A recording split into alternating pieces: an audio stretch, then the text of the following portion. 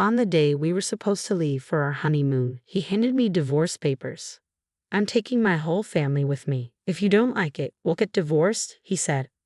"Fine, but I'm still single, you know," I thought, screaming in my mind as he stood there looking shocked. "Take that.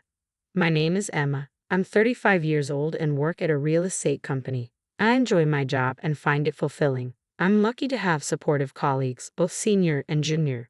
But in my personal life, I don't have any hobbies and I've never had a boyfriend."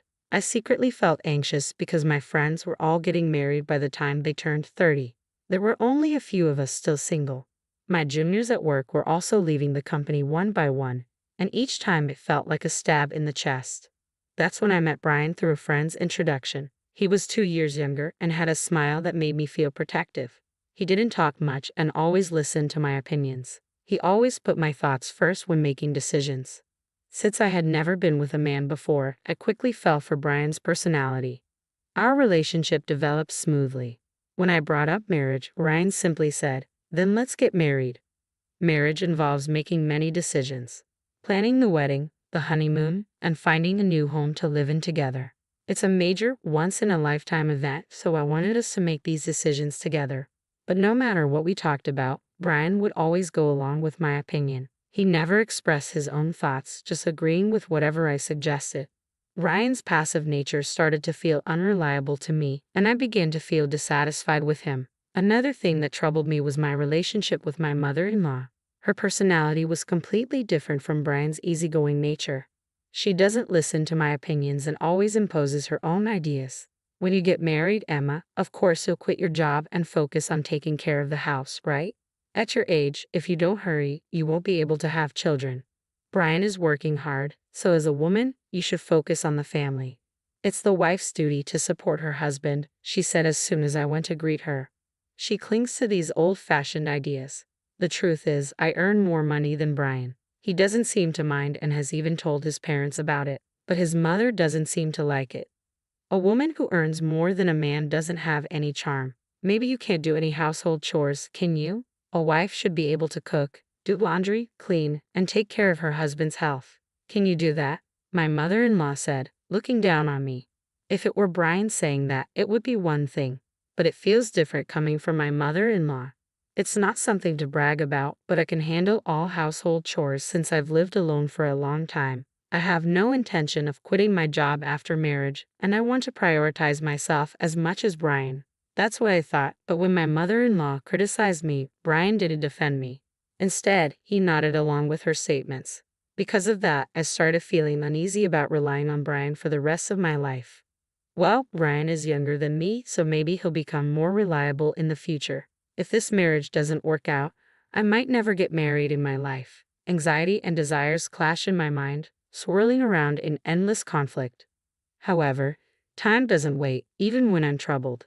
There are so many decisions to make for the wedding: choosing the venue, planning the honeymoon, applying for time off from work, and more. The to-do list keeps getting longer. With a sense of unease, I spend busy days preparing for both work and marriage. One day, I discussed with Brian, considering our work schedules, we can only take a long vacation at this time. Is it okay to have our honeymoon during this period? Yeah, I think it's fine. Both Brian and I have similar quiet periods at work. If we want to take a long vacation, this is the only timing we have. The problem is the wedding. The venue I've always dreamed of is so popular that it's booked for over a year in advance. In that case, what about going on the honeymoon before the wedding? I looked it up, and it seems some people do that. If we have the wedding first, it will be another 2 years before we can go on the trip. If you are okay with that, Emma, then I'm fine with it too. I thought Brian wouldn't object but to agree so readily. At this rate, it seems like all my opinions will be accepted. For the honeymoon destination, the menu for the wedding, and the decoration of the venue, I do have a desire for Brian to express his own opinions a little. But it's better than being opposed, so whenever I found a moment, I continued to progress with the preparations for the honeymoon and the wedding. In the end, we decided to go to Europe for the honeymoon. I debated until the last minute between Hawaii and Europe. Hawaii is close by, and I'm sure there will be another opportunity to go there, so I chose to take a trip around Italy and France, experiencing the picturesque streets and delicious cuisine. I also wanted to explore the stylish accessories and maybe buy some commemorative tableware since it's the start of a new life.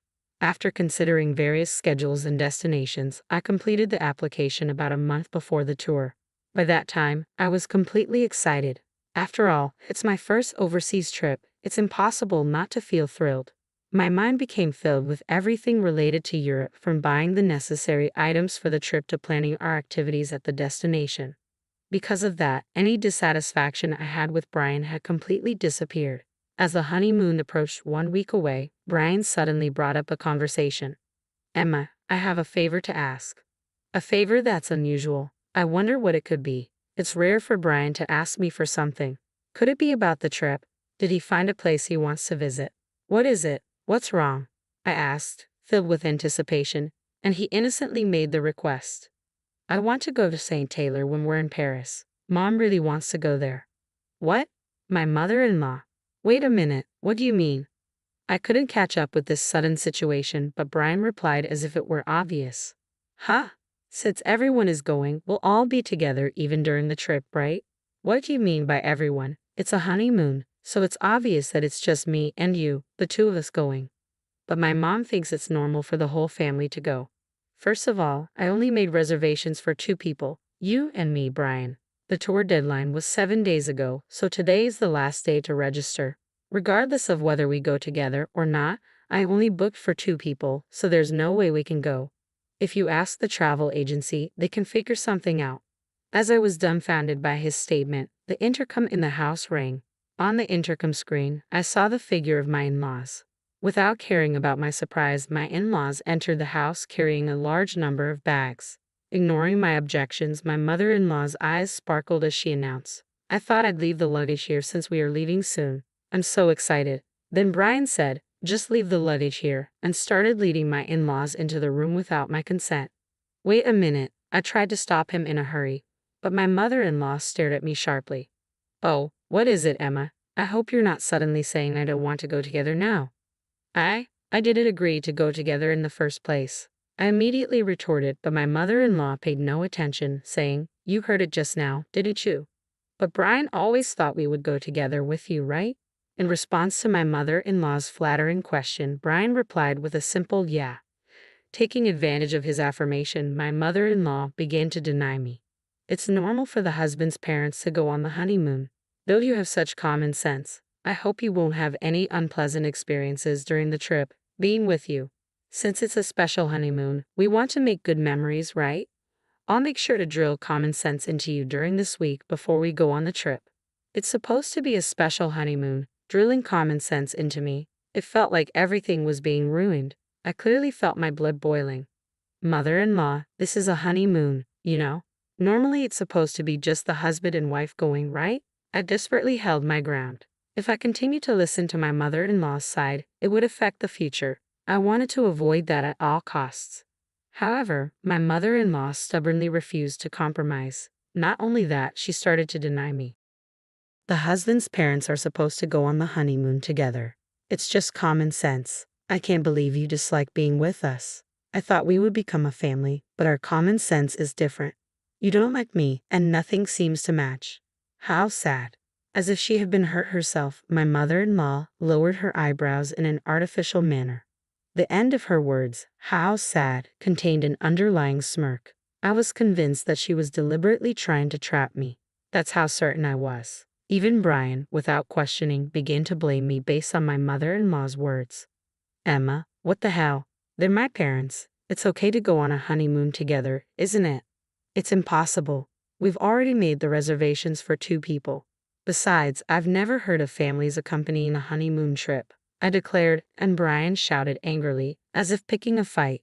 I never thought you hated my parents so much, Emma. That's it. Just leave for today. He looked at me as if he couldn't believe what he was seeing. As Brian spoke, a wicked smile formed on my mother-in-law's face. Why does he always take his mother's side without listening to his spouse's opinion, especially at a time like this? I wanted him to support my views. Before I could even react to his words, I found myself pushed out to the entrance. Just before the door closed, I caught a glimpse of my mother-in-law's smug expression. I was left outside, unable to do anything but stand there. Why am I being treated like the bad guy? Why does everything have to be ruined, including this precious trip? Frustration and sadness overwhelmed me, and tears began to flow. A few hours later, I received a message from Brian. I want you to see if it's still possible for them to join the tour. If not, we'll cancel this trip and apply for a tour where all four of us can go. Please think rationally. If you reconsider, we can figure it out properly. I don't think I'm in the wrong, so I have no reason to apologize or respond. Brian must be angry too because there was no contact after that message. Time passed, and the day of our honeymoon departure finally arrived. I couldn't imagine enjoying it in this state, but we had been preparing for this honeymoon for a month. I couldn't refuse. As I prepared to leave the house with a heavy heart, the intercom rang. Brian had come to pick me up. We hadn't seen each other since that incident, so I didn't know what kind of face to put on. The fact that he came to pick me up meant that he still intended to go on the trip. But he didn't have a single suitcase with him. Instead, he handed me a divorce paper. After hurting my parents, you still intended to go on this trip, didn't you? I'm taking my entire family on this honeymoon. If you don't like it, let's get a divorce. My mom said it would be better that way. Saying that, he thrust the divorce paper in front of me. In that moment, I finally realized what kind of person he was. I thought he would listen to my opinions and prioritize me, that he was kind. But that wasn't the case. This man is just someone without his own opinions, and he prioritizes his family over me. That's Brian. As I came to that realization, I felt my feelings for him cooling down. Even if I were to marry him, I couldn't see myself overcoming the many challenges that awaited us in the future and becoming a family with that mother-in-law. It was an impossible scenario. Determined, I pointed at the divorce paper in front of me and said, "Sure, but I'm still single, you know." "Huh?" Brian exclaimed, clearly surprised by my words. "Single? What do you mean? Weren't you listening? We talked about going on the honeymoon but delaying the registration until the day of the ceremony. I made sure to get your permission, Brian. You know that, didn't you forget? The marriage certificate is still in the drawer, and you even said, if you were fine with it, Emma, then I'm fine too." "That's right. Divorce or not, we're not even married yet. There's no problem with going on the honeymoon with my maiden name." Perhaps he remembered my words as Brian's expression suddenly changed. But immediately, he turned red and raised his voice in frustration. "Are you out of your mind to give up on marriage just because of a honeymoon? Get a grip," I responded, matching Brian's intensity with my own strong voice. "This is the result of me being rational. I've been so desperate to get married that I couldn't see reality clearly. I don't think I can be happy marrying someone who doesn't listen to the opinions of their future spouse and doesn't support them. I'd rather stay single for life." Thanks for making me think that way. I keenly felt that this saying was true. "Hey, Emma, let's calm down and start over from scratch, okay?" He looked like he was about to cry. His pleading voice trembled. "But I won't be fooled anymore. I will break free from this guy." Without realizing it, I found myself shouting loudly at Brian. "If you're so eager for a family trip, why don't you go with your family of 3? But you'll have to plan everything from tour reservations to the itinerary by yourself. After always depending on others, it's time you experience the challenges yourself. If you think you can handle it, go ahead, you indecisive man," I said as I pulled the marriage certificate from the drawer and tore it to shreds in front of Brian. He was stunned by the sudden turn of events, his mouth hanging open. My determination overwhelmed him completely. "Now, do you understand how serious I am? I won't accept a future in the dark. It's over between us. Why don't you hurry back to your beloved mommy and cry to her, you mama's boy?" With that, I left Brian dumbfounded, slamming the front door behind me. Given his demeanor, it wouldn't be surprising if he did go cry to his mother. Afterward, I called the tour company to cancel our reservations. Since it was a same-day cancellation, we were hit with a 100% cancellation fee. I billed Brian for the entire amount because he was the reason our honeymoon fell apart. It felt like the right consequence. Later on, Brian blamed me for the failed marriage and spread rumors about it among our friends and family. However, it seemed no one sympathized with him. Instead, his actions labeled him as an unconventional mama's boy, and he was disliked by many. When I told my parents about the divorce, they were initially surprised but quickly accepted it. "Marriage isn't the only path to happiness. Your happiness is what matters, Emma," my mother reassured me. I couldn't have been more grateful for her support. As a side note, since then, I've discovered a new passion for traveling. I didn't want to waste the vacation time, so I embarked on my first solo trip. International travel was a bit challenging at first, but I found peace exploring historic cities I'd always dreamed of visiting. Being alone is surprisingly enjoyable, I realized during my historical adventure. Thanks to that trip, I've embraced solo travel fully.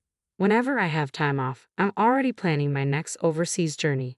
I've started a life where I'm not defined solely by marriage, but by my own experiences and happiness.